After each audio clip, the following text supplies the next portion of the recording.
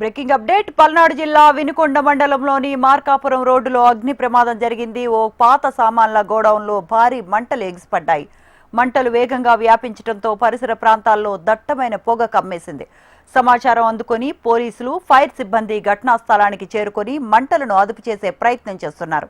అప్పటికే మంటల్లో సుమారు 2 కోట్ల ఆస్తి నష్టం వాటిల్లిందని బాధితులు వాపోతున్నారు.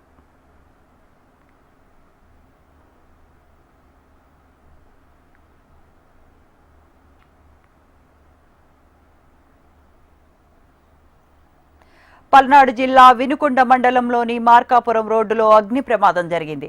ఓ పాత సామాన్ల గోడౌన్లో భారీగా మంటలు ఎగిసిపడ్డాయి. మంటలు వేగంగా వ్యాపించడంతో పరిసర ప్రాంతాలలో దట్టమైన పొగ కమ్మేసింది.